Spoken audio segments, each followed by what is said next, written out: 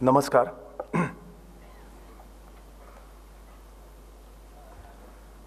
सर्वप्रथम महाराष्ट्र फाउंडेशन, साधना, माझे सगळे कुटुंबीय, माझ्या आजवरच्या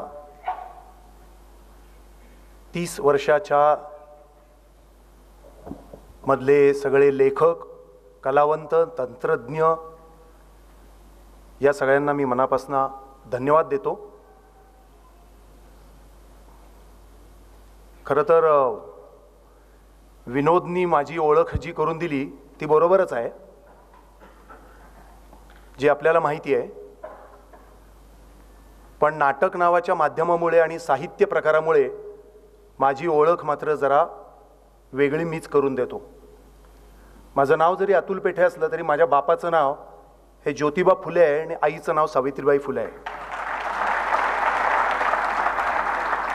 मला 4 काका आहेत. एका काकाचं नाव आहे गाडगे महाराज, दुसऱ्याचं नाव आहे आंबेडकर, तिसऱ्याचं नाव विठ्ठलरामजी शिंदे आणि चौथ्याचं नाव आहे अण्णाभाऊ साठे. मला 4 मामा आहेत. कुटुंब मोठं आहे आमचं. आम्हाला 4 मामा आहेत. एका मामाचं नाव आहे दाभोलकर, दुसऱ्याचं नाव आहे पानसरे, तिसऱ्याचं नाव आहे कलबुर्गी आणि चौथ्याचं नाव आहे रधो कर्वे. मला 4 आत्या आहेत. एकीचं नाव आहे फातिमा बी, एकीचं नाव आहे मुक्ता साळवे, एकीचं नाव आहे डॉक्टर आनंदीबाई जोशी आणि चौथीचं नाव आहे मालतीबाई कर्वे. मला 4 आजोबा आहेत. ज्ञानोबा, तुकोबा, चोखोबा आणि नामदेवबा. आणि मला एक पणजोबा आहेत, ते म्हणजे गौतम बुद्ध आहेत. ही ओळख अशासाठी सांगितली की आत्ताच्या या भीषण परिस्थितीमध्ये आपण इथे जमलेले आहोत. राम गणेश गडकरींचा पुतळा इथनाच आपल्या आवारातना 100 फुटावर परवाच्या दिवशी फोडला, त्याची विटंबना केली, त्याचा मी जाहीर आधी निषेध करतो.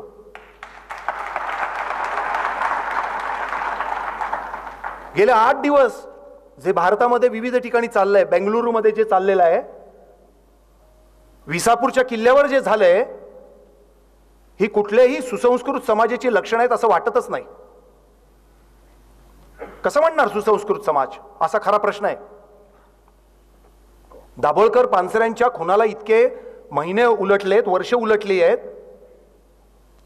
आणि पुरोगामी महाराष्ट्र वगैरे म्हणत त्यांचा ठाव ठेवा नाही. गडकऱ्यांनी दगडांच्या देशा का म्हणलं ते आता कळतंय. या सगळ्यांचा अत्यंत निषेध केला पाहिजे. वर्तमानपत्रामधनं गेले काही दिवस ज्या बातम्या येतात, शंकराचार्य म्हणतात 10 हिंदूंना मुलं झाली पाहिजेत आणि मुख्यमंत्र्यांच्या समोर म्हणतात 10 मुलं. म्हणजे आपल्या बापजाद्यांनी लढाया कशाच्या दिल्या आहेत? आता उलट फिरवायचं की काय चक्र? उद्या केश ओपन करा म्हणतील, विधवा विवाह नाकारतील, सतीची चाल सुरू करा म्हणतील. आम्ही काय मूर्ख बिरख आहोत की काय? आणि हे कोण हिंदू आम्हाला सांगणारे? खरे हिंदू आम्ही आहोत, कारण जे हिंसेने दुःखी होतात ते हिंदू, असं विनोबा भावेंनी म्हटलेलं आहे.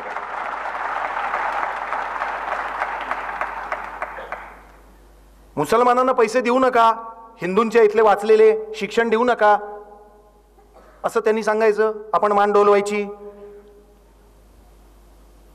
भीषण आहे. वाटेल ते लोक आता बोलतायत.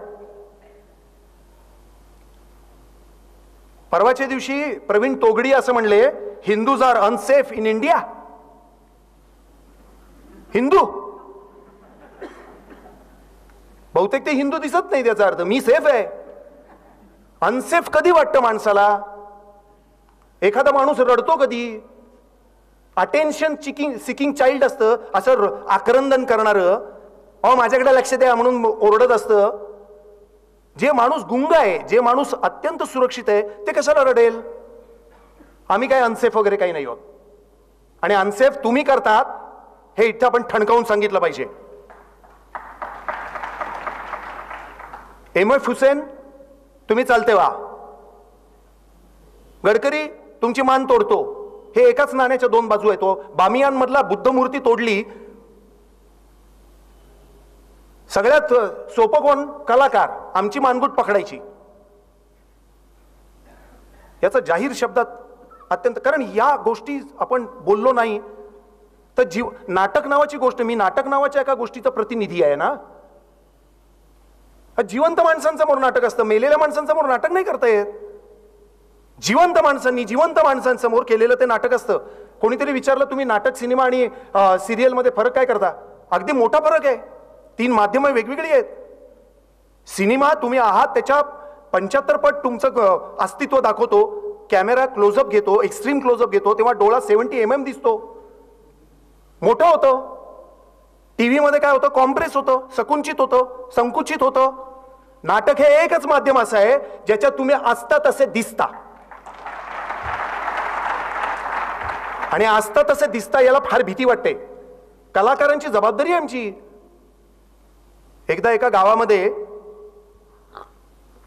तो राजा जो असतो, खुळपट असतात राजे वगैरे, म्हणून तर गेले. ते असाच एक खुळपट राजा होता. तो म्हणला, हे प्रधानजी इधर आ जाओ, असा एक ड्रेस शिवा की आमच्या प्रजाजनांकडे कोणाकडेही तो ड्रेस असणार नाही, असा मुलायम पारदर्शी. आता तुमच्या वॉर्डरोब मध्ये नाही असा कुठला ड्रेस तुम्हाला शिवायचा? त्या प्रधानाला मोठा प्रश्न पडला. तो म्हणला, नाही शिवला तर तुमचा शिरच्छेद करीन. झालं, प्रधानजी कामाला लागले. प्रधानजी हुशार असतात साधारण.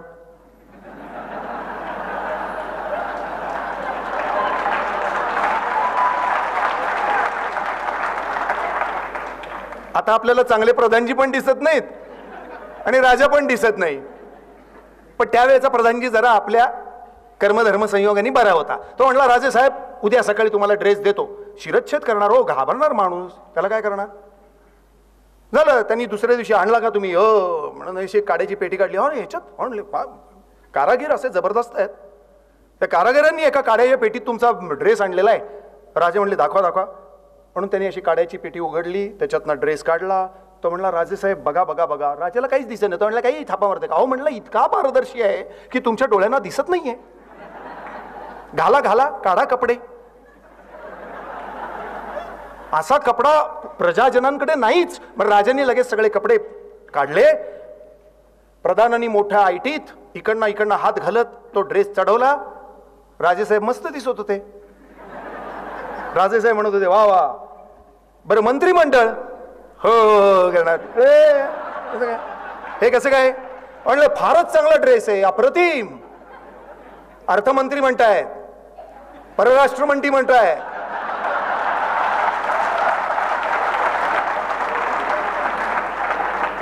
बरं, गावोगावच्या मुख्यमंत्र्यांना कोण विचारते? ते मान डोलवायला तयारच आहे. झालं, सगळ्यांनी तो ड्रेस घालून, काय बहुत बढिया असा ड्रेस कधीतरी शिवला पाहिजे. म्हणजे ते शिवायला तयार नव्हते, पण तेवढ्यात प्रधानजी म्हणले, राजेसाहेब एवढा अद्भुत ड्रेस आहे, चला गावात फेरी मारू की एकदा, लोकांना दाखवा. झालं, लगेच रथ बोलवला. राजेसाहेब उभे आणि वरात जायला लागली. लोक अचंबित झाले, स्त्रिया वगैरे. अरे बापरे, हे काय?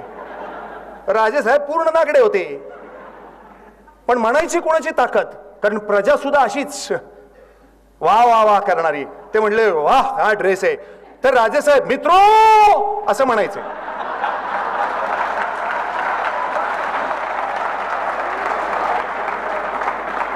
आता मित्रो म्हणल्यानंतर समोरची माणसं असं करणारच ना. केतकर साहेब, मित्रो याच्यात भयंकर एक ताकद आहे हो. सगळे लोक आपले, ती वरात चाललेली, सगळे लोक त्या मित्रो असं म्हटलं की मान डोलवत आहेत. वरात थोडी पुढे गेली. एका कोपऱ्यावर 2 मुलं होती, बहुधा बहुजन समाजातली असावीत, नागडी होती. त्यांनी बघितलं, ते म्हणलं, अरे राजा नंगू. तर राजेसाहेबांच्या कानावर गेलं. ते म्हणले, काय म्हणतात तरी मुलांना इकडं आण. ते मुलांना आपलं बोकट पकडून आणलं. ते म्हणले, काय काय काय म्हणलं तुम्ही? राजा नंगू कुठे? नंगू आहात तुम्ही, आमच्यासारखे जा. ही जी 2 मुलं आहेत ना, ती म्हणजे कलावंत असतात. या 2 मुलातला एक लेखक असतो, एक नाटककार असतो किंवा फिल्मकार असतो किंवा चित्रकार असतो. तो सांगतो, राजा तुम्ही नागडे आहात.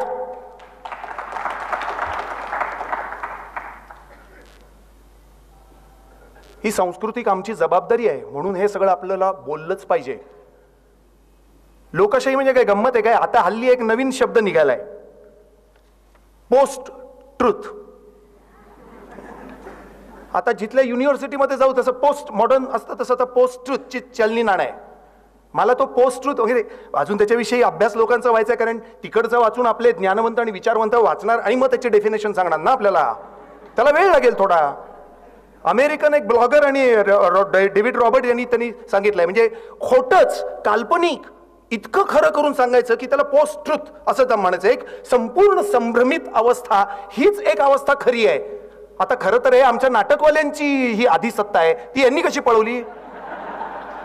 लोक नाटक बघायला काय येत नाही, त्याचं कारण आता पोस्ट ट्रुथच आलेलं आहे. आम्हाला आता अर्ली ट्रुथ सांगितलं पाहिजे म्हणून हे बोलतोय. त्या पोस्ट ट्रुथला वगैरे म्हणण्यात अर्थ नाही. It's a ghost truth. एक भूतावळ आहे आणि त्या भूतावळीचा संबंध सगळीकडे शिमग्यातली सोंग निघायची ना, तसं आता चाललेलं आहे. कोणी यावं, काही सांगावं, फ्लेक्स लावावेत. नाटकवाल्यांची फार मोठी परिस्थिती गंभीर आहे. कलावंतांचीच परिस्थिती गंभीर आहे. मी टीव्हीवरच्या कलावंतांची नाही म्हणत की ज्यांचं हार्ट थिएटरसाठी खूप बीटिंग होतं वगैरे.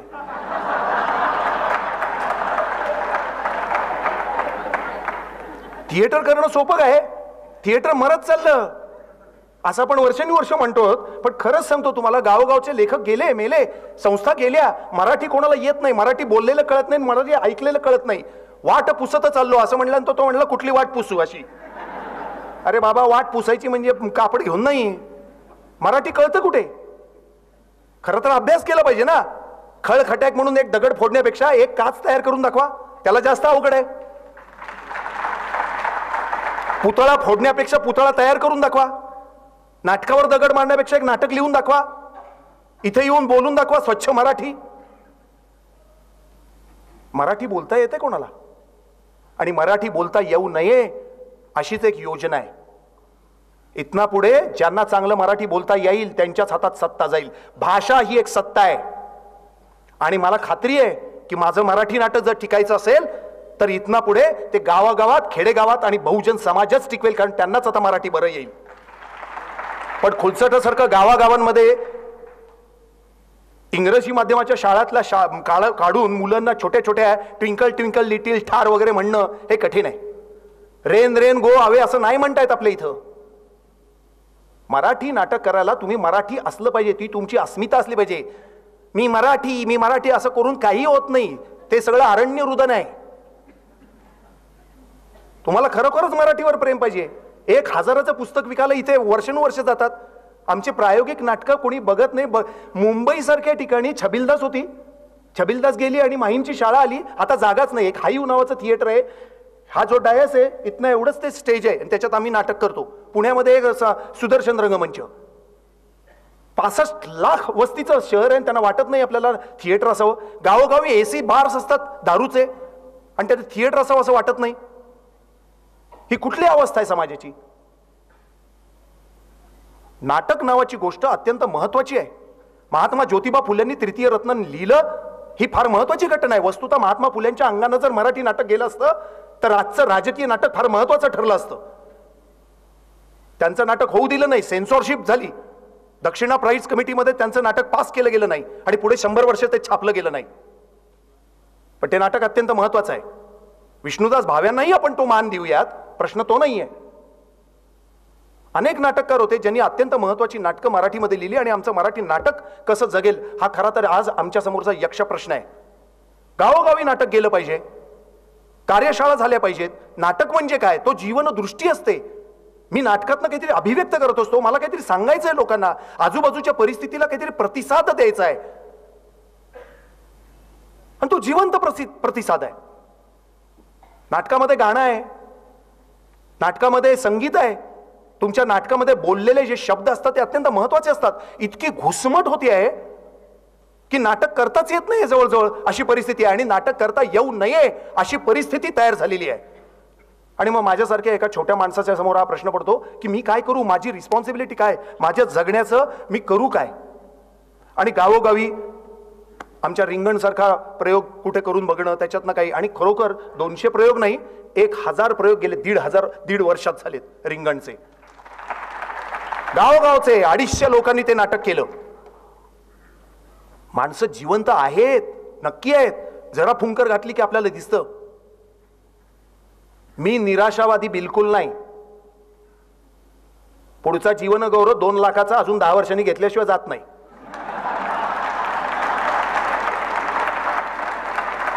कारण मला तेव्हा पैसे पाहिजेत. आजचे 1 लाख रुपये मी माझ्या नव्या येणाऱ्या नाटकाच्या टीमला अर्पण करतो आहे.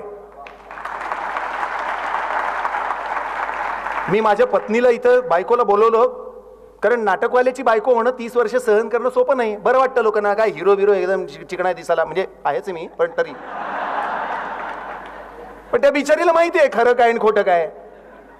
प्रायोगिक नाटकवाला म्हणजे बाहेर वडा विकणारा सुद्धा निराश असतो. तो म्हणजे तुमचं नाटक आहे का, अरे इंटरव्हल तर नसणारच, आता कोण बघायला येणार. म्हणजे सगळेच आमच्यावर नाराज. अशा अवस्थेमध्ये आपल्याला नाटक करणं, नाटक जिवंत ठेवणं ही गरजेची गोष्ट वाटते का नाही, हा खरा तर यक्ष प्रश्न आहे. आणि ते ठेवायचा आमचा मनसूबा आहे. म्हणून 1 लाख रुपये खरोखर आम्ही त्या नाटकाला दिलेत. 28 फेब्रुवारीला ते नाटक विनोद दोषी फेस्टिवलला होईल आणि मग ते गावोगाव हिंडवण्याचा आहे मानस. ज्या गावामध्ये आम्हाला बोलवाल त्या गावामध्ये थोडे पैसे कमी दिले तरी चालतील. या 1 लाख रुपयातनं आम्ही ते खर्च करू. पण आम्ही तुमच्या गावात येऊन रधो कर्व्यांचं म्हणणं काय होतं, कारण अनेक माणसं अशी आहेत महाराष्ट्रामध्ये, लय चॅप्टर लोक आहेत, आपल्यापर्यंत योग्य माणसंच पोचवत नाहीत. तर ती माणसं आपल्याला आपल्या तऱ्हेने काही पोचवता येतील का, हा काही समाजकार्याचा भाग नव्हे, खरोखरच एक रधो कर्वे नावाचा विचार प्राज्वल्य पोचवणं हा त्यातला महत्वाचा भाग आहे. मला असं वाटतं नरेंद्र दाभोळकरांच्या नावाने पुरस्कार मिळणं हे मला आनंद वाटतोय का दुःख वाटतं हेच कळत नाही. कारण माझा ज्येष्ठ मित्र होता आणि त्यांच्या नावाने पुरस्कार घेणं मला खरंच वाईट वाटतंय. म्हणजे ते जिवंत असताना मला पुरस्कार मिळाला जेव्हा, तेव्हा मला आनंदच वाटला होता. पण आपला एक समाजातला एक महत्वाची व्यक्ती पुण्यामधल्या वीरा शिंदे पुलावर जाते पुण्यात, हे कशाचं स्खलन आहे. तेव्हा पुरस्कार मला आनंद वाटतोय, कारण मला 1 लाख रुपये मिळालेत आणि मला ते नाटकाला खर्च करता येतील. हा सरळ मला एक मानशी आहे. आणि अर्थातच मला महाराष्ट्र फाउंडेशन आणि आपल्या सगळ्या समसंवेदनशील लोकांशी जोडून घेता येतं. कलाकार म्हणजे एक दाढीचे खुंट वाढवलेला आणि प्रेयसीची वाट बघत बसणारा असं मी कधीच समजत नव्हतो. खरा कलाकार आणि खरा कवी जो असतो तो राज्यसत्तेला आणि समाजसत्तेला प्रश्न विचारतो. खरा कवी म्हणजे तुकाराम असतो. दाढीचे खुंट वाढवून प्रेयसीची वाट बघत, नाही गुलाबाचे पुष्प आणले तरीही कोण बघेल तुझ्याकडे. हट. इथना पुढचं आमचं नाटक, इथना पुढची आमची कविता, इथना पुढची आमची कादंबरी, इथना पुढचा आमचा चित्रपट. तुमच्याकडे किती गोळ्या असू देत बंदूक घेतलाय तर बंदुकीतल्या गोळ्या संपतील हो, पण कविता संपणार नाहीत. पण अशा आमच्या कविता आणि अशी नाटकं होतील अशी मी आशा व्यक्त करतो. आपण मला पुरस्कार दिलात आणि आमच्याबरोबर गेले 30 वर्ष हा प्रवासात सहभागी आहात, त्याबद्दल मनापासून धन्यवाद.